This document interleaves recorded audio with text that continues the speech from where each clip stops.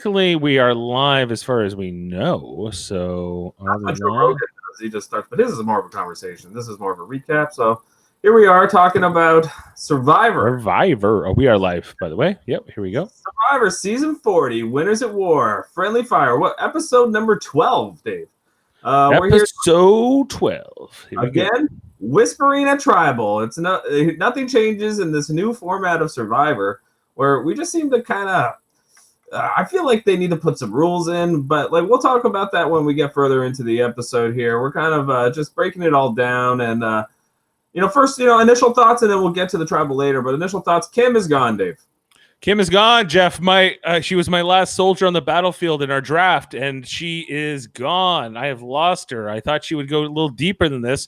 She tried to rally the charge against Tony, and she ends up in a body bag. He found out about it. Ben spilled the beans. Tony, the detective, doing his police work. How do you think Sarah ultimately voted in this? Is kind of like my question. I think Sarah voted with Tony. I wrote down where I thought the votes went. So the only vote we know for sure, the only two votes we know absolutely for sure are Kim and Michelle definitely voted for Jeremy. Because they showed us Michelle and Kim didn't vote for herself. Then Jeremy obviously voted for Kim. So those are the three votes we absolutely know for sure. We know Tony voted for Kim. We know, and then it gets mucky. It's what did Ben, Denise, Nick, and Sarah do? I have Sarah and Nick down as voting for Kim, and my unknowns are Denise and Ben. Well, okay. Like I talked to Rob Cisternino just hours before this episode aired, right? Okay. All he does is talk to people, read tweets, get information all week, and where his head was at the time I was speaking to him, which was just a mere 2 hours before the episode aired, he was like, there's two sides going into this. After this last episode, we have Sarah, Ben, Nick, Tony. That will be one side coming out of this last vote. Then over here, you got Jeremy, Michelle, Denise, and Kim. But that wasn't what happened at all. It sort of did happen, except Jeremy went with Tony and Sarah. Jeremy isn't with. It was kind of strange that Michelle voted against Jeremy, but gave him an advantage. I've never seen anything like that. In a final. Well, she was trying to save face. She was trying to have her cake and eat it too. She wanted to vote with the numbers. So if Jeremy doesn't play that advantage, which ultimately he didn't, he had it in his pocket, but he didn't play it. But if he had chosen to play it, or not, I guess, no, it was better. If he had chosen not to play it, but he had still gotten voted out, then Michelle saves face, right? She's like, well, I voted with you guys. I was with you the whole time. I wasn't with Jeremy. Yeah, I was very friendly with him. And if he gets voted out with the advantage in his pocket, well, hey, it's no skin off Michelle's nose. I guess she loses her advantage, but at least she tried to help an ally. She probably gets a jury vote at the end in Jeremy for sure. And I totally agree with you that that's probably what she was doing. But it ended up she did not vote with the numbers. Yeah. So it's very interesting to kind of see.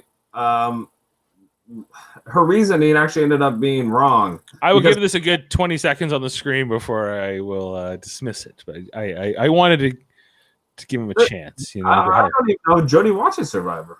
He does not. That's why he has no interest in to talk about this subject. He just would like to have some pot. Well, Jody, if you want to watch Survivor, you can come on here and talk to us anytime.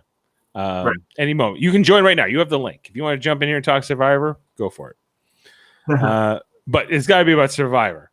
Yeah, he knows he's just going to jump in now.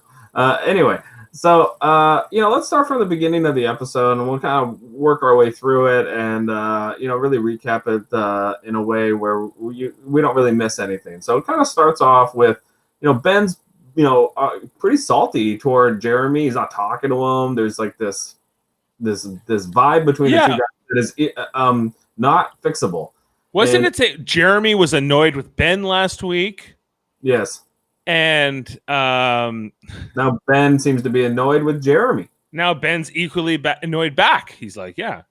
And there was a lot of dynamics. Obviously, like this tribal council was chaotic, and it's indicative of the fact that clearly there's no clear like majority alliance. Everything's kind of fluid. Everyone's kind of thinking about every possible scenario.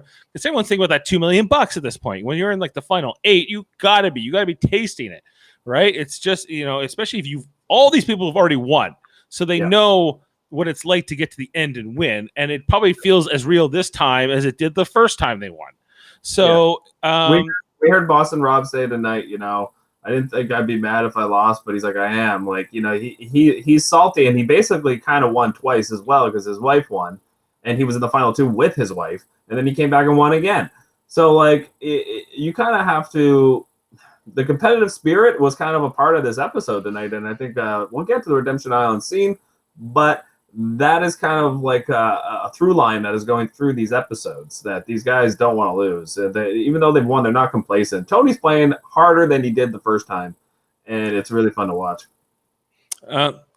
Just for a quick intermission here, I just want to go back to Judy Simpson, who says, go back to Star Trek pods. And I don't watch Survivor. I'm a man. But Jeff, can you please check that your actual microphone is the one that's connected and not your other one? Yep. Yeah, it might have changed because I put a new monitor in. There's a bit of a rattle. That's why I'm asking. Rattle? Eh? Oh, yeah, you're right. Yep.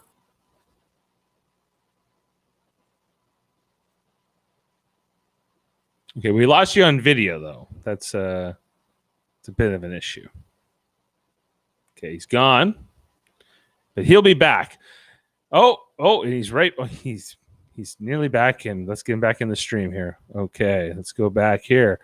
Oh, he's gone again. Well, hey, this is how it goes sometimes here on Super Meter Brothers podcasting. It's sometimes there's technical difficulties. You better be ready for these types of situations. It's kind of crazy. It's a little bit like baked potato, all the fixings. I can smell it. You can. Hey, we got Jeff.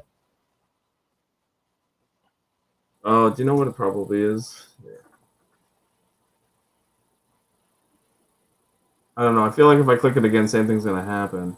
So should we just record it with the mic I have going? Well, we're still recording. I was kind of like I was keeping the audience occupied while you were gone. So okay, we'll just leave it for now. I'll fix it. You should have like a little gear site thing inside of your window here. Am I still like on when I click? Because it goes black for me every time I click my other microphone. Yeah, you went black before. There you go. Now you're back. Okay, let me try and change it. See if I can. Oh, he's gone again, guys. But that's okay. You're here with me, Dave Mater, here on Super Meter Brothers Podcasting. For the moment, did you see this new swivel arm? It's quite luxurious. We got it here a day ago, only $38 off of Amazon. It's awesome. It goes wherever you want. It floats. It goes here. It goes there. This is a crazy kind of a podcast. We're going a little wild here today. This gives us a chance to reinvent things. I'm Dave Mater, coming to you here on Super Mater Brothers Podcasting on Survivor. Woo, woo. Uh-oh, that was too many twists of the lamp. Hold on. You can come with me because I can move the microphone.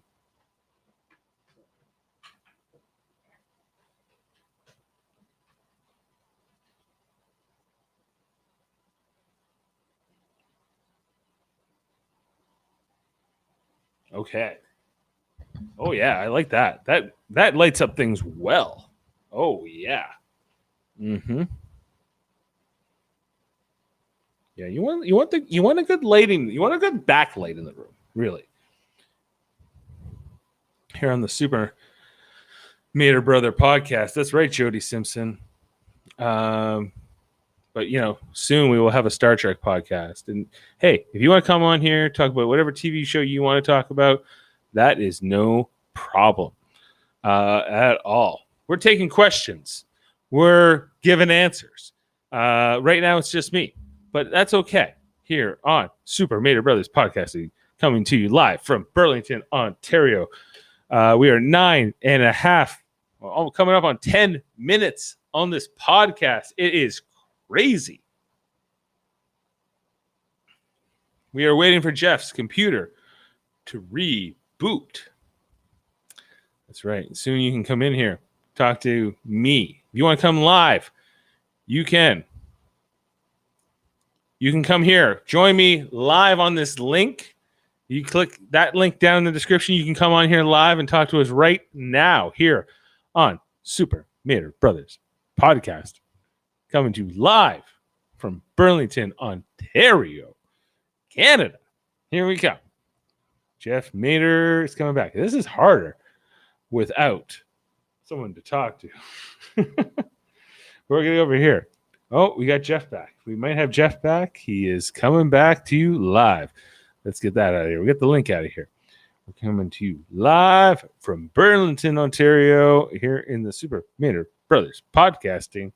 And Jeff is gone again. He is having more technical difficulties with his microphone.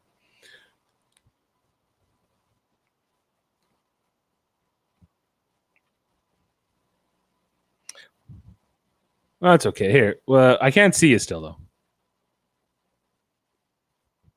No.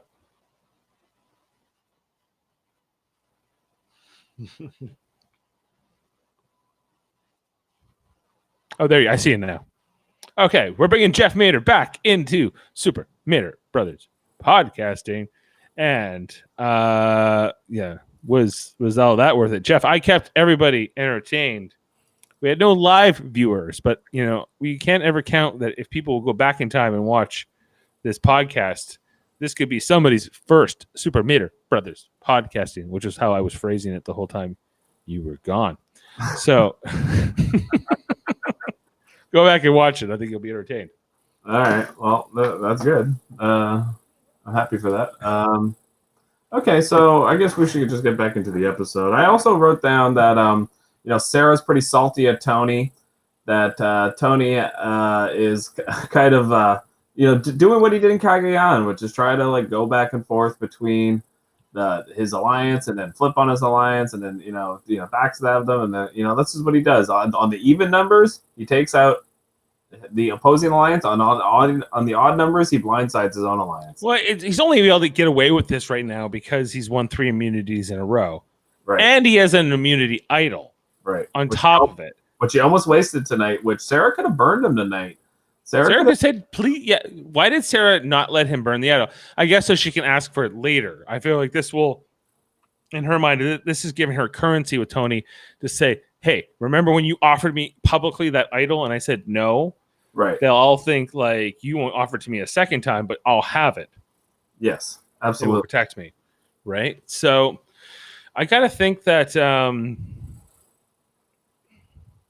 yeah, like she's gonna burn him on this. I think eventually. Down, you know, like maybe yeah. Tony, like when Tony won this 3rd immunity in a row tonight, I was thinking there's no way he can win now because he's such a big target. He has to win out. He'd have to win every immunity until like the final 4, and then he needs to get to the final 4, and then you're in the fire making. That's the new barometer now. So he's only, and he has an idol, and we're down to 7. So he has to get through 2 votes. If you were in this game, like let's take Ben out and put you in. Are you going to go after Jeremy or Tony first? Well, I mean, I don't know. Yeah, that's a great question. I think you go after. I think you go after Jeremy first, because like that's obviously what they wanted to do. They wanted to take out Jeremy tonight but Jeremy's starting to become like unlikable to the jury. I mean, you saw Boston Rob today kind of laugh at him for making that comment to Denise, where Denise shut everything down. Did they think that was a little bit of mansplaining going on there? Is that what you took from it? I took it from more that I don't know. It's just like I kind of like took it like Jeremy was kind of going like, you know, like really you're gonna lay down the law because he was the one in jeopardy, right? So I kind of understand like why he said something. I don't think what he said was the right thing to say, but at the same time, like I felt like if it were me, I could not believe he did not play the flip the coin. But we'll get to that later. So. We also just kind of get like these conversations here with Kim, and she's trying to take out Tony, and she knows we're getting them the confessional first. And we're kind of getting these like little hints that she's like, okay, I'm done with him. And then the editing is trying to make it seem like Sarah will flip on him too. So Tony's days are going to be numbered, which is obviously not what happened. That's what the edit does a lot of times. What the opposite is often true. What do you think? Like it's especially with the votes. Anyway, so yeah, like this whole tribal was nonsense. Yes. Like, okay, chaos. And I call the last thing I said to Rob before I left him off the air, today in the Patreon cast was, hey, there should be no. I know you probably talked about this when Sophie like rallied that crowd because after Jeremy played his advantage like 2 or 3 episodes ago, where everyone moved off and like had a little conference call and they decided who they were going to vote out, and that ended up being Tyson, right? Like that anything said at tribal council should be public, and all this whispering and jabbering and cross talking.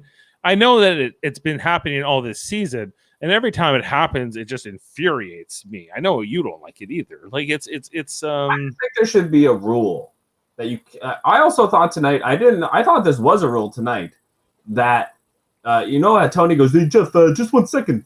Yeah, he goes, I just want to, hey, sir, you good? Jay, how did you vote? I kind of went to myself. I was like, I thought that wasn't allowed. I thought like when Jeff comes back with the urn, puts it on the oh yeah, that shouldn't be happening either. But it's like this whole game, they're just kind of taking advantage of the no rules, because Survivor is a game without rules. It's kind of the whole, other than the fact that you can't hit anybody. Or physically abuse them or even verbally abuse them. That's really the only rules. You can Jeff doesn't seem to have any sort of he doesn't want to either have control over tribal councils anymore. He's happy to see the players just go free for all. And I don't know if the game's benefiting for that. It is kind of good TV, but at the same time, it's kind of repetitive. So I know you kind of have the same feelings that maybe it's just run its course. I think Rob Cisneros said that in an earlier podcast as well with Shane, that it's just maybe we're done with it and we want to see a little bit more structure. It's just like, what am I watching? I actually stopped looking at the screen for part of it. Okay, I was just like, well, I don't know. You guys couldn't figure this out before sundown, and Adam's saying what is happening, and I'm also saying what is happening. I don't know how you're trying to present any kind of a TV show here, other than to say it's all winners. I guess it's chaos. You can't control this. This is off the hook. There will never be a Survivor like this again. Maybe that's what they're trying to go for. That can be the only tangible reason I can imagine that they would allow this to go on. Yeah, I think you want to say the game's evolved or whatever. Yeah, you're definitely right about that. I think the game is evolving, but it needs to almost devolve. It needs to go back to what it was a little bit. I liked that. It's even tonight, one of the more exciting moments for me was when Jeremy was deciding whether or not to flip his coin. I was like, he's flipping his coin. I mean, why would you not flip your coin? I thought he was going to get the 5 votes and the 3 votes were coming at Kim. I was sure it was going to be Jeremy almost until Probst was reading those votes and until the votes started going Kim's way. And I said, they did it. I can't believe they did it. They often do this in the vote reading, where they'll show the person who's going home will get the first vote, and then they'll put the minority votes out first. So they did that tonight. They showed Kim and they showed Jeremy 1-1, and then they showed 2 more Jeremy votes, right? So then it was 3-1, and then the rest for Kim. And they don't that's usually what they do. The person who goes home usually gets the smaller amount of votes at first. And so it was 5-3 was the final. It was a 5 vote, and it was I thought it was going 4-4. I was shocked that it went 5-3. And just I don't know. I didn't get it. I was like, and if it was going to go 5-3, I thought it was going 5-3. Jeremy going home. I thought the 3 would have made sense if it was Jeremy, Tony, and Sarah as the 3. That would have made sense to me. And right. He never thought about Tony never thought about playing the idol for Jeremy. You know, so like there was no thought in his mind to do that, even though he knew the votes were coming at Jeremy. You know, but then it was chaos. You know, he was like, "Oh, they're coming after Sarah," and you saw that whole exchange. Okay, so let's just go back a bit in the episode and let's talk about the Edge of Extinction scene here. I wrote down in my notes, this seems dangerous. And that was before Boston Rob or Danny fell.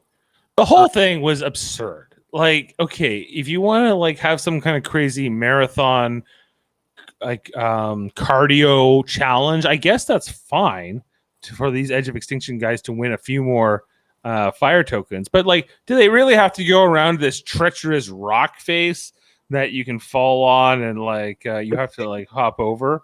It seemed like a lawsuit waiting to happen. Now I know they signed waivers, but I don't know if they signed treacherous rock face waivers other than or any more than the ladder waivers. If someone had fallen there and broken their neck and gone paralyzed or something, you know, I know that's always a possibility when they're doing these challenges and stuff, but like this one seemed uniquely dangerous. I think that you see like it completely exemplified with Wendell and Adam in that quick sequence tonight where Wendell leaps across the rocks, right? It's a little bit of a gap, and you know, because Wendell has a bit of athleticism to him, and then you got a guy like Adam who does not have that.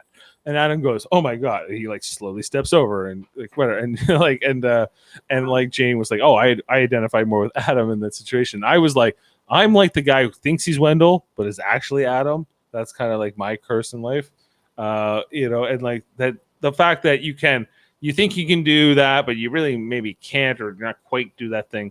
And I was just like, why do it in this way? Like you could make them run around the beach for 100 times or something. You could even shoot it in a way that could have been just as dramatic and less dangerous.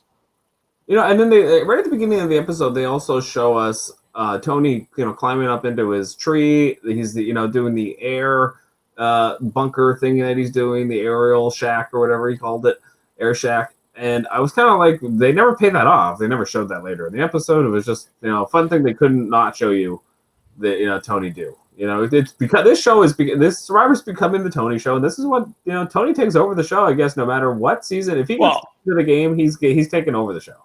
If anything, we got a terrific Tony run here, even if he doesn't end up winning the whole thing. Like ultimately, I lost Kim in the draft. I you know, why didn't I draft Tony? I thought Tony was going to be like a first, second, third boot, and he ended up going the distance here. He's final 7 on his own, like never voted out. Like, you know, props to Tony. Like, you know, existing relationships or whatever. You know, it's not like he came into this with a low profile, and he's done amazing. And he's come into this merge, he played a very different game. And then how interesting that he gets into the merge. He's like, and now I will go to full Tony mode, because that was, I just changed my strategy for the pre-merge. And once I got to merge, I was thinking all the time, and then I would go to Tony mode. And he's hiding in trees. He's driving his alliance nuts. He's going back and forth. He's a flip flopper. Absolutely, yeah. This is what he does when he gets to this point in the game. People shouldn't be surprised. He was loyal in his first half of the game in Cagayan too. He was very loyal. He stayed with his people for the most part. I don't only think he did one blindside, and that was kind of like a, you know, made sense type blindside. I think it was against the former basketball player. And I understood, like, you know, he always has a good reason usually, but he's also very good at, like, you know, convincing people that the heat's on him. And you're right, it is on him. Like, that they were coming after him tonight, but he didn't get a single vote. I know he didn't, because he won, but he probably would have got those Jeremy votes. But I still think Kim goes home tonight. Regardless. Yeah, why? So Kim goes because she was the one trying to rally against Tony, so therefore her profile just got a little bit too, like, her star rose a little too high. She had the spotlight on her just a little too much, and she was an easy one to. Yeah, she was sticking her neck out, almost on purpose, to say, "Hey, I'll be the person to start this plan." And then Ben ratted her out, and now Nick knows that he can't trust Ben. So Ben is in this odd spot. Of all the players in the games, I find Ben really, he got hurt here tonight. Like I think he was one of the people voted for Kim. But he was, because you saw Tony outed him after the vote, and he goes, he like pats Ben on the leg or whatever, and he goes, "Good job, Ben." Right? So in front of the whole jury, by the way. I didn't see that. Yeah. So okay. so that's going to have lasting ramifications. So that means Denise was the other person that voted for Jeremy. Yes, I would say so. Yeah, that's what that means. Okay, all right. That settles that. Okay, so then we get to do we want to talk about the immunity challenge? Like, do we want to get to that? Because that's basically what happens after the Edge of Extinction thing. And I mean, what's there to talk about with the Edge of Extinction? I mean, 6 of them won tokens. What do you do? Like, what are these tokens even meaning? Like, they're not explaining it at all. Like, I don't get it. Like, Well, I think that's the whole thing. It's like we're watching a whole bunch of people who were voted out of the game. Like, they got nothing better to do than to have a race, I guess. And they're having it's kind of like Mario Kart, where like the top 8 get something, but the bottom 6 are just like boo boo do to qualify, and they're out of this. And even in this, I'm like, they're all out of this. Like, who's going to come back from this game? Like, I guess that they set up this season, the way that they sold all these previous winners was that you'll come on, even if you get voted out, you will feel like you were on the show the whole time. And I guess they're fulfilling that promise now to like Boston Rob and everybody. Like Amber's still on the show. Amber got voted out first, right? Yes. And no, Natalie was first, then Amber, right? But first at least from the Red Tribe. And she's still on the show. And like, okay, can we just talk about Rob and Amber for a moment? Oh, I can't hear you. Is your mic on? You have the switch? No. Oh, hey, and you're back with me, Dave Mader, here on Super Mader Brothers Podcasting. We're coming to you live from Burlington, Ontario. It's just me. Okay. Just gonna do that. Well, it's just me. So here is me, Dave Mader, solo on the podcast. And let me see. We got Jeff. Jeff's got a black screen. I can hear you. Can't see you yet. Oh, there you are. Okay. No, I saw you. Oh, there you are. Okay, here we're bringing you back in, Jeff. Welcome back to Super Mader Brothers Podcasting. That's how I introduce it when you're not here. I like the plug every single time. It's working out. Yeah, so for sure. So, okay, let's get to the immunity challenge here, Dave. Okay, so basically it's the bucket. Whoa. What did you do? What did you do to your bike? What do you mean? What did I do? What is it different? There's an audio effect. Okay, we can do it like this. I'm fine with it if you are. So okay. What does it sound like? I don't know. I think we should keep it. I think we should keep it. All right. Yeah. So I gotta fix my audio setup. I mean, I don't know what's going on. Have you seen that episode of Mythbusters where they show you like what helium does, and like there's the opposite of helium? Low? Is everything low? Low. Yeah. You sound like you've inhaled like that gas that makes your voice go low. That's funny. Okay. I'll have to figure that out. I don't know what's going on with this program. It doesn't let me switch it to the mic that I want to switch it to. So, I mean, I don't know. Hey, hey, baby, I got a low voice. Hey, baby, here we go. On Super Mader Brothers Podcasting. On Super Mader's Podcasting. That's right. Okay, so let's talk about this immunity challenge. It's the bucket out of above your water challenge, but they made it even harder this time. Jeff kind of gives us an overview of the history of this challenge, that it started in season 3.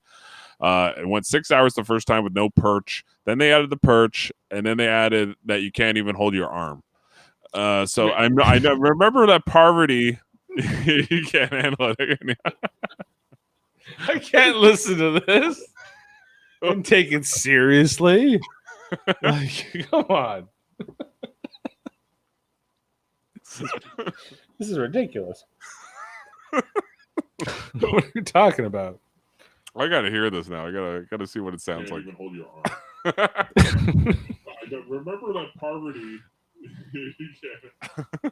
Yeah, it really made my voice deep. Okay, let's try and fix it.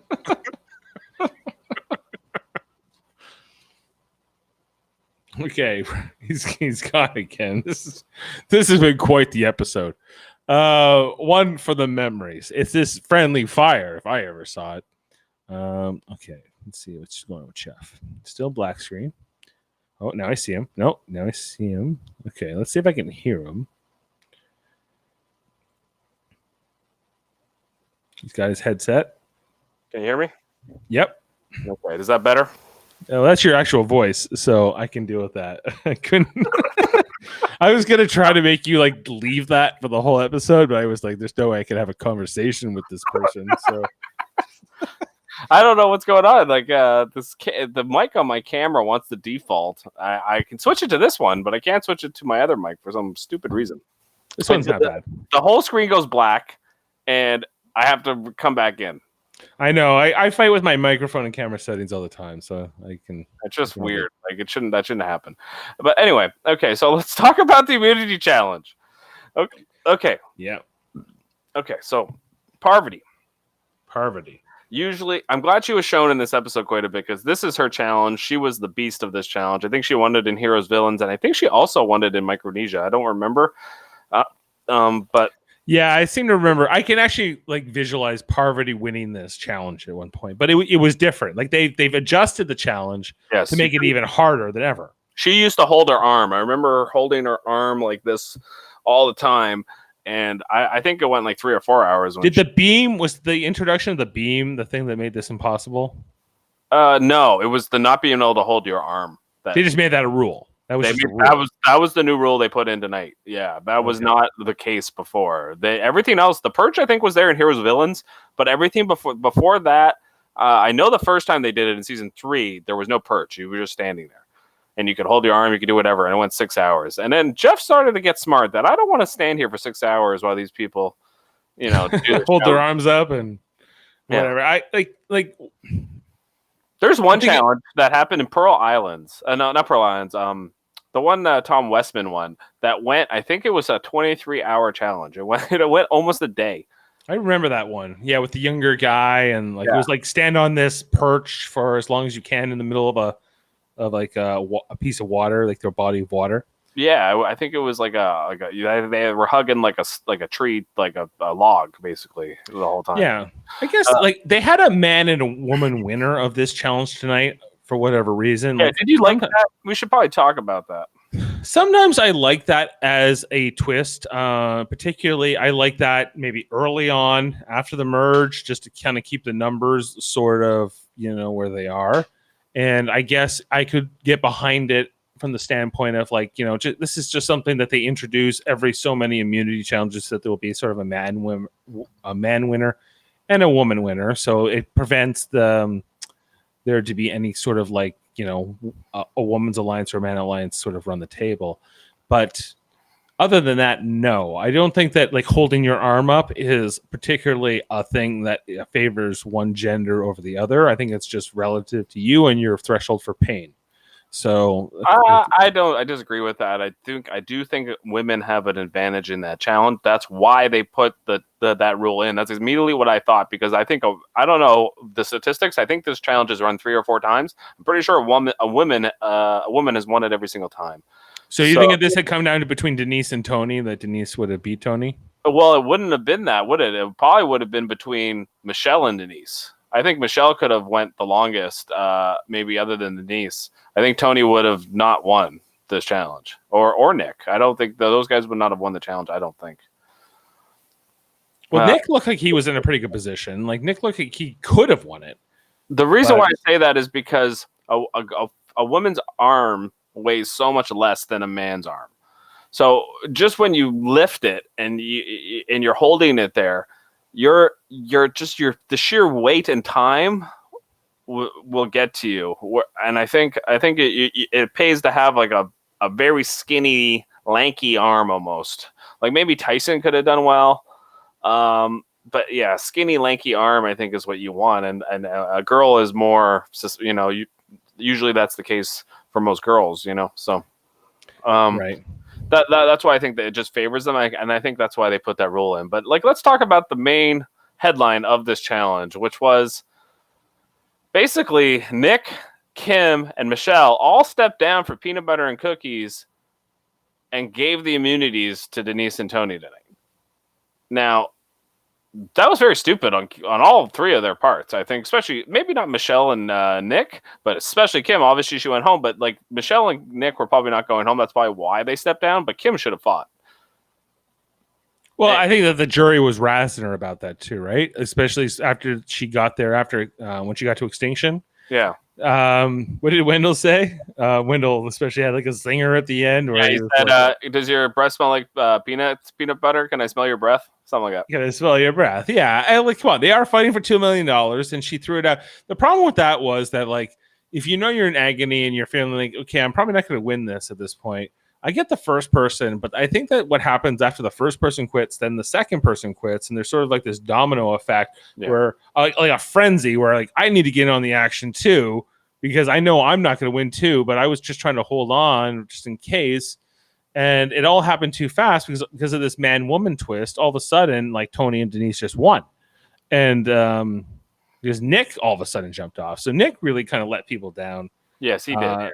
And he tried to downplay that after the fact. We saw it in a couple of clips, but yeah. I think pretty successfully as well. Like he was able to kind of get the heat off of himself somehow, and I don't really know why. Like nobody ever seems to want to get Nick out. You know, he's that player that is the slimiest player that will go in between everybody, and he's doing that. He's successfully like balancing both sides. And he could, like, next week, I wouldn't be surprised if he voted with, like, not Tony. Like, he's tonight he would have, But I don't know. Did you think he walked in do you think he changed his mind halfway through Tribal, Nick? Because did Nick walk in voting for Jeremy? Yes, definitely. And then changed his mind halfway through? I think Nick's like the biggest follower of these people. Like he's the most likely to kind of go along because you have so many, especially since you have so many big personalities involved here. So, all these people are winners.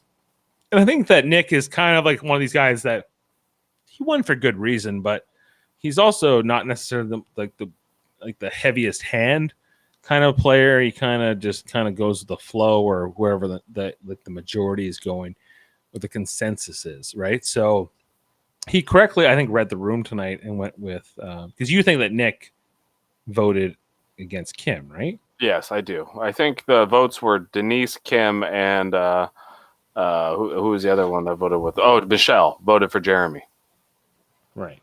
And I think the other 5 voted for Kim. But yeah, so like just let's talk a little bit about the pre-tribal. There is this great scene here where Kim's we should talk about like exactly what happened with Ben, ratting out Nick to Tony. And once that happened, I was like, okay, well, now Tony knows. And then Tony and Sarah seem tight. But then we have like Ben and Nick are kind of like these conciliaries between the two sides. And they're deciding like who's going to blow each other up. Nick and who? Nick and Ben. They're like the conciliaries for either side right now. And so are Nick and Ben they're not necessarily aligned, but they kind of play like this sort of floater role, right? Yeah, it seems like they're like giving each other the info, even though they're not aligned at all. They're neutral. They're neutral, yeah. They're like these neutral parties between, they know Sarah and Tony are together. They seem to know that Jeremy and Michelle are together, even though Michelle proved tonight she'll vote against Jeremy. So, like, it's kind of the whole dynamic of this final 7 now is just strange. Like, it's like, well, it's kind of great for Jeremy because he not only does he have Michelle's advantage, but he also has the authority or sort of like the excuse to vote her out because she was going to vote him out. Yes. And now he just votes her out, or at least he doesn't have to be like sort of like ride or die with her as much as anything else. Well, she's somebody that did not correctly read the room tonight. She did not correctly read all the votes were going to Kim. If she voted for Kim, it's a 6-2 vote. Yeah, it's a huge. Yeah, Kim's gone. It's basically a unanimous vote at that point, and so it's for someone that's always kind of knows what's going on. I find with Michelle tonight, she was lost. And Jeremy was only like saved because of what Ben told Tony about Kim and Nick. and this happened a little bit in Kagayan too with Tony, where like the Jeffra was going to turn on him, and they showed that scene tonight too, and I think they did that on purpose because they're like, this is history repeating itself with Tony, and it's the same thing. Like I feel like I'm watching a mirror game of Kagayan. What do you think? Oh well, in some ways, yes, because it's Tony, of course. And he's getting his way, but he's mostly getting his way right now because he's won 3 immunities in a row, and he might still get his way because he has an immunity idol in his pocket, even if he doesn't win out next week. So it's changed the dynamic of the game completely. I think Tony could and probably would have won at any of 3 of these tribal councils, but he didn't. That's not the way this game played out. So now he's in this extreme position of power. He owes people owe him favors. He has sort of like a little bit of a sort of Damocles hanging over their head. So I think that in some ways Tony has played this brilliantly, and I think that's why you're thinking it's Kagayan, because it's looking like Tony's in the end game. Tony could win, and there's no reason to say he can't or won't. But but it doesn't feel as good as it did in Kagayan, because it did last episode, because I think he got like 18 confessionals. I don't know how many he got tonight, but it wasn't the same as last week. Like tonight was a little bit more balanced between the people, but there were I found Sarah, she had a lot at the beginning of the episode, but going forward, she did not really. And I thought, I find that like Sarah might come out of nowhere and like just take out Tony. And she's a great player, but I just don't know if that's what's going to happen just based on the edit. Just the edit is kind of telling us, for me, I wouldn't be surprised if Tony and Jeremy got to the end together. And then the jury's going to have to decide between those guys. Based on everything I've seen in this season, I think that it's completely possible, plausible, and that's the story, that this comes down to Jeremy and Tony.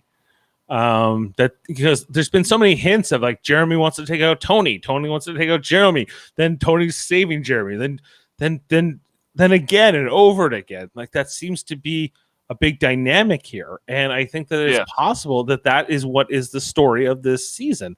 And I hope it is. I hope that that's what this is ultimately leading to. Another thing I heard Rob Cisternino talk today about on the podcast was this, that Tony felt like, that he was sort of, maybe portrayed a little bit like the wandering buffoon who sort of fell into the victory and was not given the full credit for his strategy and the way he played the first time in Kagayan. And he was saying, why can't I get that Kim Spradlin edit? Yes, right? That is right. That's what he said. Yeah. Why can't I, she gets this edit that shows that she's like the greatest mastermind strategist of all time. Where's my credit? And I think that part of Tony wanted to get Kim out, not just because she said his name, but because he was like, I'm just waiting for a moment to get Kim out. And this is like the momentum, and this is the thing I can use to get that going. I totally agree with that. I didn't really think about it that way, but I agree that I forgot about that comment that he made about Kim Spradlin. And, why can't I get that vote? And he was also very bitter that he didn't get Taj's vote to be a unanimous win. Because I think that only like 3 people have ever gotten a unanimous win before. And so he really wanted that, and Taj deprived him of that. And I also think so his ego is up there. And the question is in this season, is that going to be his downfall, or is that just going to carry him to the end with somebody with Jeremy, like Jeremy, and Jeremy wins because he's more liked. Jeremy, if he gets to the end with Tony, say it's like, I wouldn't be surprised if it was like a final 3 of Jeremy, Tony, and then like Nick is with them. Or like it's like a Nick versus Sarah at the fire making or something like that. Yeah, and because I could see that happening, because Jeremy just like they keep showing like little clips of like Tony saying, "Okay, I'm gonna get Tony tonight," and then next scene, it all changes. Of anything we've seen that like Jeremy owes his life to Tony, maybe a few times over now. Oh yeah, for sure. But it's like, you can say that, but like none of these people are playing like that. None of them are like, all right, I owe you my life for any reason. Like you saw Michelle kind of wrestle with it tonight, where she was saying like, okay, should I, do this to Jeremy? Like he's been like my family out here. And then, but she was like, okay, I will, so none of them really stick with their alliance to the end. Denise would have voted against Kim if, she knew the majority was going that way. Although tonight was the first time she was rattled, Denise. I think Denise has just had enough of this chaos. Well, who can blame the woman? Like, this like the fact that they allow the tribal council to go forward in this way is kind of madness, And if anything, we should be mad at the producers, not at the players, and certainly not at Jeremy or it's not his fault that this is set up this way. Right. And I think that, we obviously saw that Jeremy and Denise were tight in this game, at different times, especially, early on.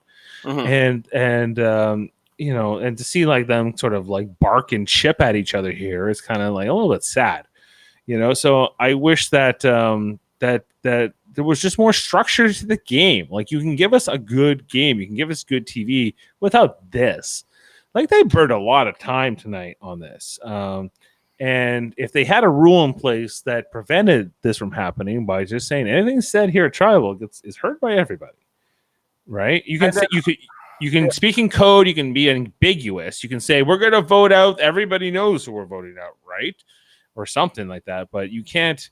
Right. But they also had they're showing I know this has always kind of been a part of the show, but I was always under the impression that if you're in the jury, you're not supposed to talk during tribal council. And I know they kind of do, but usually it's just whispering to each other. But now they seem to be outwardly projecting their voice a little bit more. They're kind of being reserved about it, but they're definitely doing it.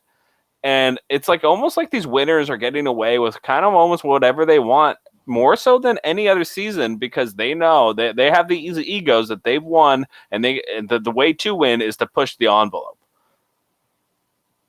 I guess so. And I think that there's also the aspect even if I don't win, I can be a big TV star. I can have sort of a legacy after this because they've seen this all from their fellow castmates, right? Even if I don't win, I can sort of have a life after this game that, I can have my 15 minutes of fame can extend beyond just my season.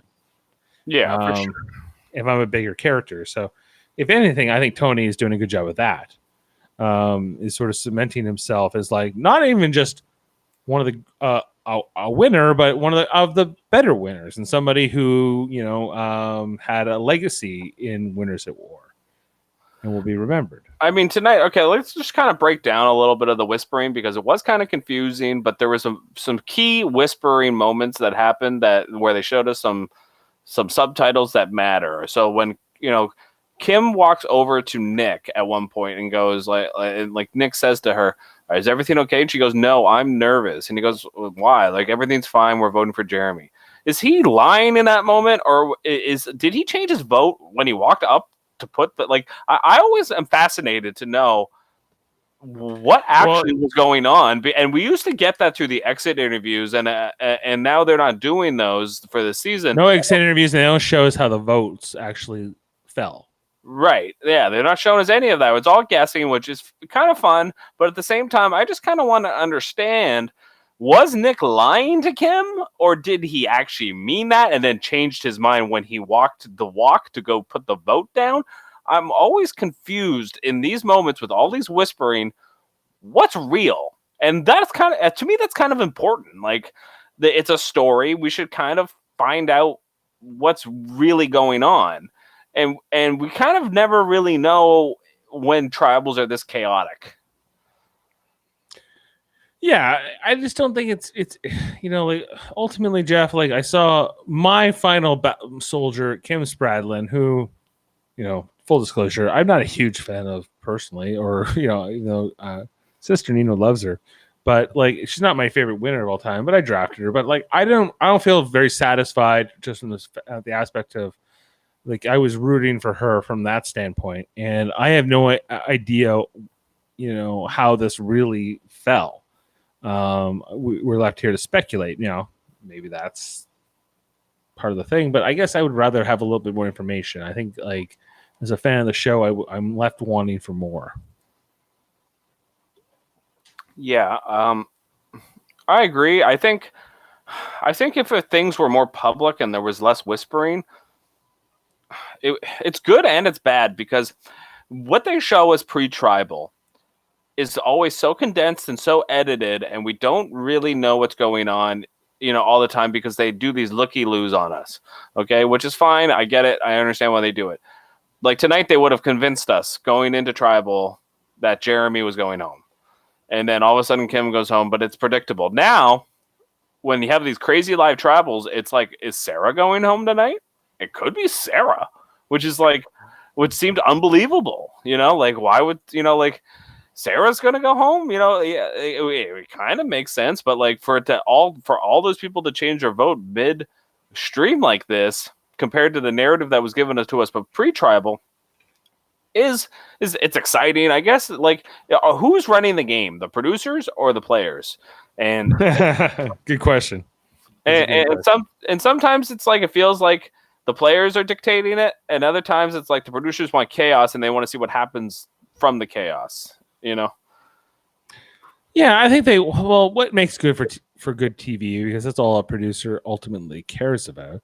And it's drama, it's suspense, it's leaving you wanting for more, it's anticipation, all those things. And so I think they're doing a good job of that from that standpoint. For I guess for people like us who have been watching this game for 20 years, we're thinking of it almost like a sport, and we want like the game to be played purely. And I think that the people who are like baseball fans are like, you can't change the way they call baseball, or you can't change this thing about this sport. That's just the way we've been playing for 100 years, and how am I supposed to compare the greatest of all time? But I don't, I think that you can't preserve maybe those things ultimately is sort of the point. Also, not to get too philosophical. Yeah, I think you're right about that. Yeah, like the best players should win in Survivor, but lately it just kind of feels like the most chaos, whoever kind of ends up at the end of the chaos is the survivor. Like it's less about who really managed their alliance, who managed their strategy and paved their way to the end. And the only person that's really able to do that is right now Tony. And that's, I think, why everyone's kind of pulling for him. Even if they don't like him, they're kind of pulling for him because he is navigating chaos the best of all these players. Yes, he's winning immunity challenges, and that has a huge effect on his position in the game, unlike the other people who are not winning those challenges. But at the same time, he won the last game without ever winning an immunity. So he's obviously good at doing both. It's hard to see. Like Kim was an interesting player to go home tonight because she won by playing that boring style of, I got an alliance of 5. We're just going to pick everybody off and you can't do anything about it. Bad TV. No one really wants to watch it. People want to watch more what's going on here with Tony. I just wish they would stop the whispering and walking off of your stoop. I don't even mind the whispering. Just don't let them get up off their stoop. I don't think they should be able to do that. You sit where you sit and you have to just deal with that. That's... Yeah. Like maybe I think you kind of touched on something interesting there though, because you said like, Kim was playing like this boring game and she kind of won the first time because she kind of had her majority alliance and she kind of rode that till the end, and that served her very well. And that perhaps she didn't fit this type of Survivor where we see all these players, for better or worse, they're kind of caught up in the moment of being part of this like ultimate Survivor Super Bowl, the first ever all-winner season, maybe the only all-winner season we'll ever get. Who knows? And they want it to be exciting. They want it to be different. And I don't know if Kim fit into that enough. You see that Kim wants to go after Tony, and Kim kind of wants to play it safe mostly. She doesn't make bold or big moves ever. Like going after Tony is sort of an obvious thing because he's such a target. So it's almost like, okay, and I was rallying people against Tony, and then Tony wins immunity for the 3rd time in a row. And I think it's like, wah, wah, wah, you're done. I think she made a mistake tonight by not going after Sarah. Sarah should have been the obvious person to go after that vote. She was rattled. She was down in her luck in the game. She felt like she had nobody. She's yelling at Tony when everybody can hear her. She was probably the person that she should have went to Denise and probably Jeremy and said, let's take out Sarah right now.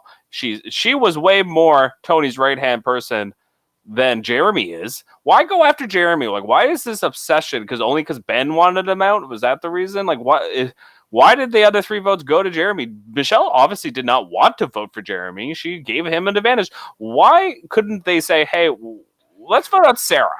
Well, I think it ultimately comes down to like who trusts who and what's sort of going on with all that, and and I guess Michelle just doesn't have strong enough bonds, or at least in this chaotic like tribal council where everyone's whispering to each other, running around, going nuts. Denise and Jeremy are going at it.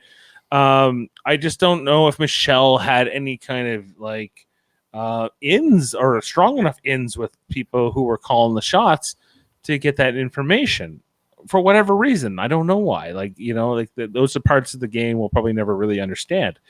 But Michelle doesn't do the right thing here. Yeah, it's amazing to me what's going on. Like, we touched on it before. Kim had this alliance and stuck with this alliance, but nobody is sticking to their alliance almost at all. Like, it's like I wouldn't have been surprised if Sarah turned on Tony in this vote, and voted at Jeremy. Like the whole thing it's just getting to a point where nothing makes sense. Black is white, up is down, cats living with dogs. Like it's just mass hysteria. Yes. Mass hysteria, and it's fun to watch, but it's almost like some people just want to watch the world burn, like the Joker said, and that's kind of what's going on right now. The producers are just happy to watch the world burn.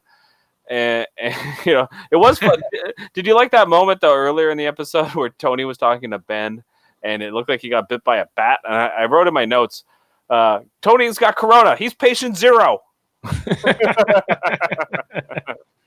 Yeah, maybe it could be. I would buy that. If someone told me, I would not be totally surprised. Jeff, do you think we should check in on our draft in our little Survivor pool of 8? That's just kind of, it's a tough night for me because I am now out of this among others. So let's bring this just sort of like big in here just so we can all see it. Okay, so I just want to kind of see like how we kind of took these people, right? So, Jane had the first overall pick with Wendell. He's obviously out. Amanda, your fiance, Jeff, she picked Jeremy, and he is still in the game, holding on very well at number 2. Tyson obviously is out, in and out and in and out, could be back in. Adam voted up one of Daryl's picks, and then I lost, of course, Kim tonight. Sandra Diaz Twine, the only one truly out of the game and completely done. You got Parvati. Parvati had a bit of screen time tonight, didn't she? Over with do you like her to come back? Maybe like I could see Parvati coming back. Parvati would be one of the more interesting people to come back. I really do think so. I think that they've given her quite a bit of scenes in Edge of Extinction. I think she's always been a good TV reality personality. So I'm excited for the prospect of it being Parvati to come back. And Natalie, I think, is equally as compelling. Natalie, we saw tonight is CrossFit champion of the world, and apparently can. Did she win outright tonight? Was she first place? Yeah, she won the coconut thing. Yeah, and Sophie was the second place, right? And then Yul, yeah, that was interesting just to see how that played out. And that's what's kind of interesting too about this season too. Is like, it's Edge of Extinction, but it's Edge of Extinction with returning players, and not just any returning players, but all winners. And therefore, we can watch these Edge of Extinction sequences and say, hey, we get this like Natalie, Sophie, Yul finish, and we know who all those players are. We know enough about them because they have this rich, deep history with the show. So that's fun. So I guess that's an argument in favor of Edge of Extinction for the all winners. Yeah, it's been okay. I mean, at least we got to see. I think they should always do the Edge of Extinction when it's an all returning season. I think it's good for that. We get to keep seeing these characters that we know and that we like. Just kind of, like it's good for that, but I didn't like it in the newbie seasons. I mean, the guy got voted out on like day 9 and won the game. Is ridiculous. So just stop it. Just don't do it for the newbie seasons. Just it's good. It was probably meant for this. It's more made for this kind of a season. Yeah, and it makes sense that it works with this season because, I mean, I'm glad to keep watching like a Boston Rob or a Parvati because they're good characters and they're good at doing the confessionals. They always have been. Yeah. Tonight, Boston Rob hurt his elbow. Do you think that's going to affect his comeback? Like, how? Yeah. I think so. Yeah. I think Rob's story is not quite over yet. And I think that the finale of Boston Rob Mariano will be this season. And it's going to come up in probably 2 episodes or so. Like Jameel had a theory that he thinks Boston Rob will be the player that comes back, but then gets voted out almost immediately. Well, I think that's also likely. I think, and if it is right. But I think that we have not seen the last of him. Like there will be more Boston Rob to come. It's not ending with him banging his elbow, falling off a weird rock face on the side of Extinction Island. Yeah, I agree. Yeah, for sure. Well, obviously he's going to be a big part of the jury if he is on the jury. Yeah, I think he's almost like de facto foreman of the jury, isn't he? Yeah, I think so. Him and Poverty seem to be running things over there. Yeah. So we talked about Natalie, Nick. We've touched about a lot tonight. I asked Rob who cannot win outright. I asked Rob Cisternino. He only agrees that Nick is the only player who can't win. So really, I think that Ben is the only player that can't win. But yeah, Nick's the next one that it's tough. It's tough to see how he wins. Yeah, because he's young, he's unmarried, no kids. I just don't see him beating even a Ben. Even I can see him potentially beating a Michelle, but who's the third person sitting next to them who is not going to beat both of them? I don't know. Maybe Tony. Maybe Tony. So if it's Tony, Nick, Michelle, then I think Tony wins. What if it's a final 2? We haven't even discussed the possibility of it because the jury's so huge. Right. But Jeff, even just think about that though. Tony, Nick, Michelle, Tony probably wins, right? Give me a final 3 where Nick wins. I think that's the only one. Oh, okay. All right. Here we go. I got you one. Danny Boatwright comes back into the game. You need Danny Boatwright back in this game. You need a real Hail Mary. Kansas City Chief style. Yeah. Kansas City Chief comes back into the game, goes to the end with Nick and Michelle. Maybe Nick wins in that situation. Yeah. Yeah. I just don't see Nick beat. Yeah, I think that's it. That's the only scenario. Somebody comes back, and it's probably it has to be Danny or Amber. Yeah. It has to be somebody like that. For sure. Not going to win. I could see it being Amber. Amber comes back, and then Nick and Michelle go to the end, or Nick and Ben go to the end, and they give it to Nick. I'm telling you, I watched that footage of Rob Cisternino interviewing everybody on the red carpet for the this Winners at War premiere, right? Yeah. And Amber and Rob were just way too happy. Something good is going to happen to Rob and Amber this season. Mark my words.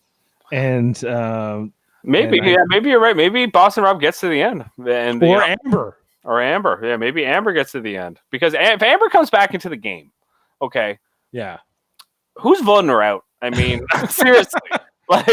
You're gonna go after Tony, Sarah, or Benny. How are you we have to vote Amber out? Yeah, now.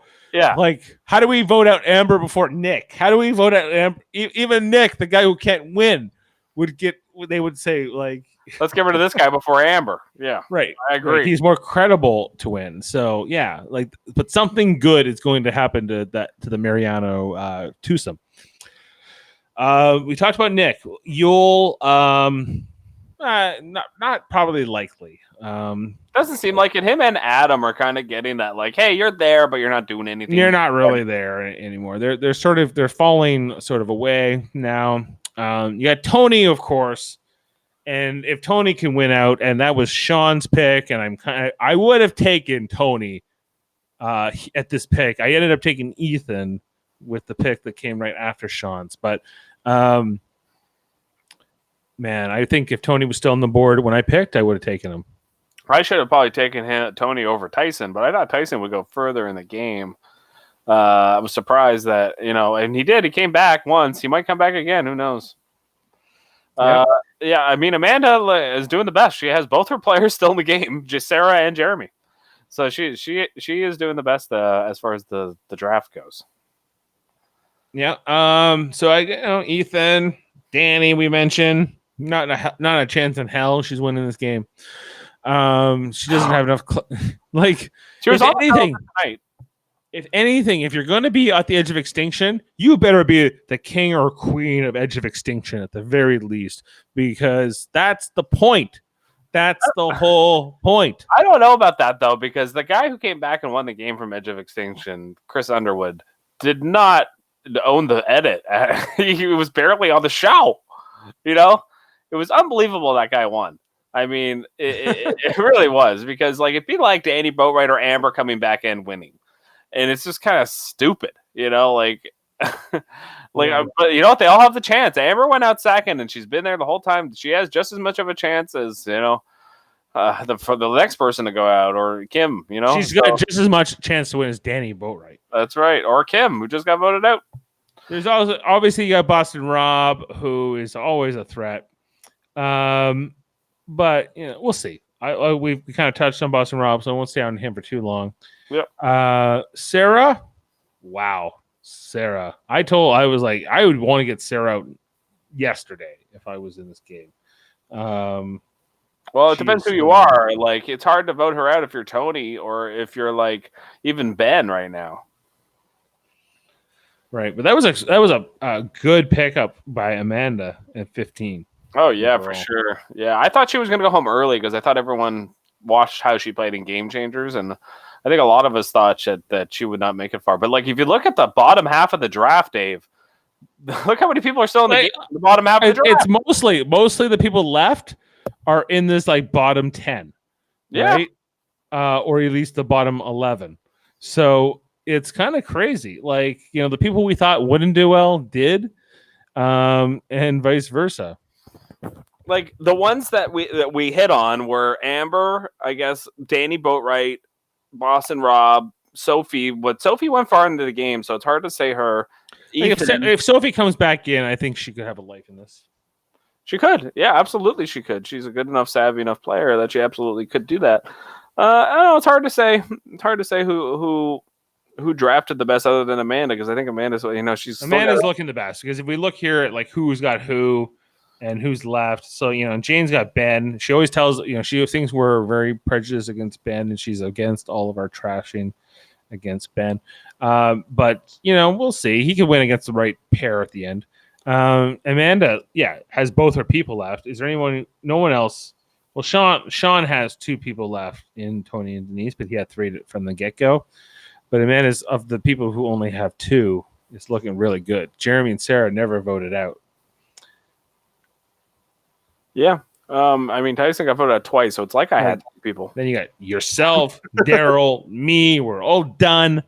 Then you got Sean, who's got, a guy who doesn't really know Survivor, but he took Sandra, then Tony and Denise, and he's looking pretty strong.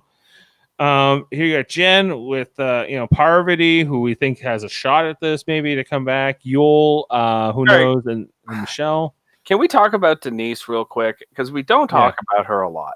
And can she win this game? I mean, she can, but will she? What's going on with Denise? I just find she's the one character, the one player that is kind of like on the show, doing well, but not really the narrator. She's barely on the show. Like, she's basically always involved in votes, but never the one leading the vote. Like, does she deserve to win, even if she does get to the end with a Nick? I feel like Nick's done more in the game, even though she made that crazy blindside on Sarah. I still feel like Nick's been more in the trenches. On Sandra, you mean? Yeah, on Sandra. Sorry, like the vote that Denise did on Sandra, like that was a good move. But other than that, Denise is just like kind of floating along, and like I just think like if I were me and I was on the jury, I would give the money to Nick before I give it to Denise, just because I think he's been playing more. You know, I just don't feel like Denise is playing enough, like actively. Yeah. Well, I don't think so too. I think she's trying to play under the radar, and she's doing a pretty damn good job of it. And I think that's the thing about Survivors. Whoever's at the end is at the end. And Right. so if you like, that's the whole thing about surviving. You can survive.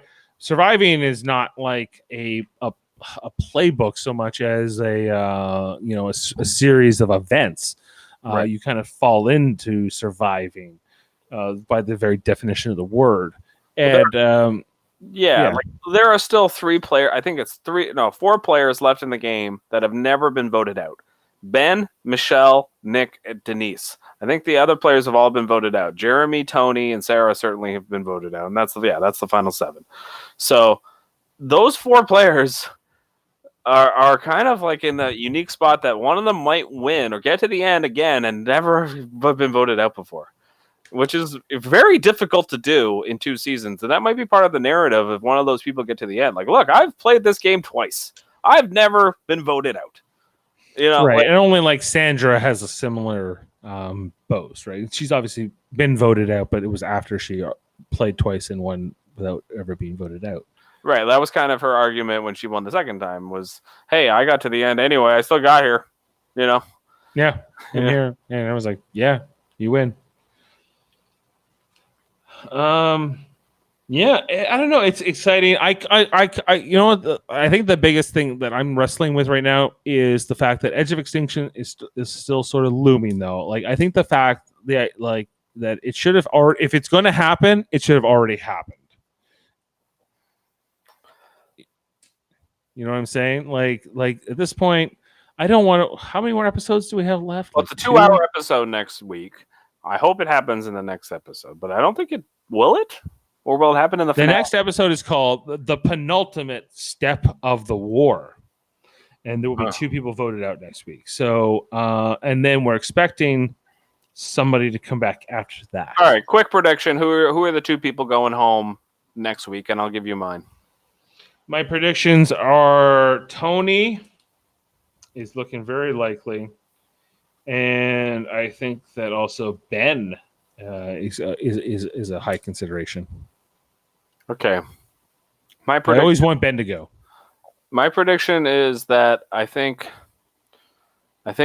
Jeremy will be one of the people going home, but I also think that I think Sarah's going home. So I think I would pick maybe not both of them. All right, I'll do Sarah and Michelle. I think will be the 2 people that go home next week.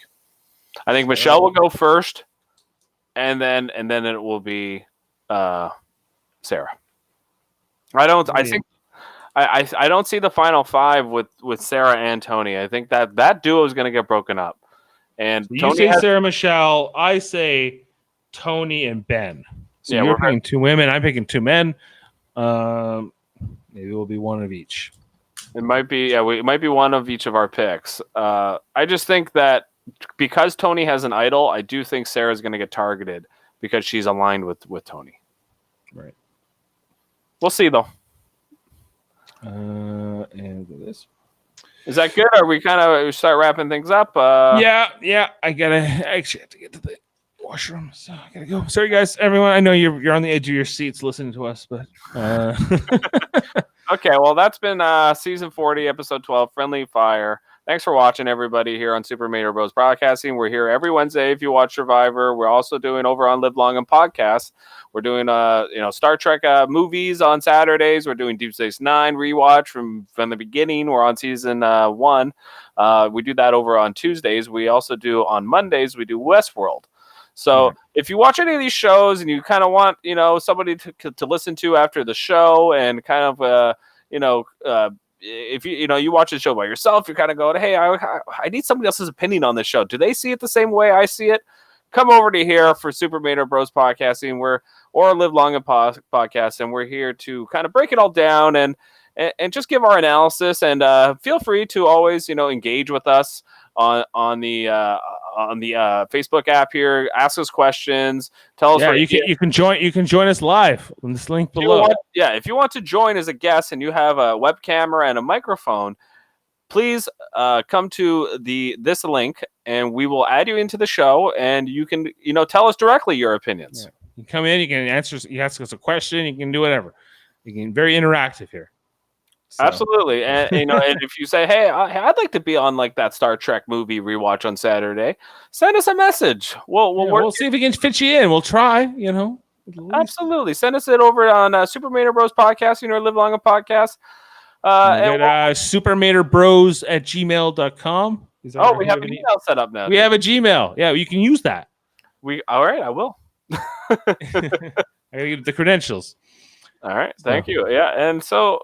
Anything else? Is there any other show? We also do Trivial Debates. I forgot about Trivial Debates coming up once a month, so that's coming up next. Yeah, between here in Super Mater Brothers podcasting empire, we got Trivial Debates, we got kind of Super Mater Brothers podcasting flagship, and we got Live Long and Podcast on the Star Trek scene. So there's a few things going on. And we might add a sports division eventually. That's probably on the horizon whenever sports comes back. So we will do some Toronto sports recaps for when the Leafs play or the Raptors.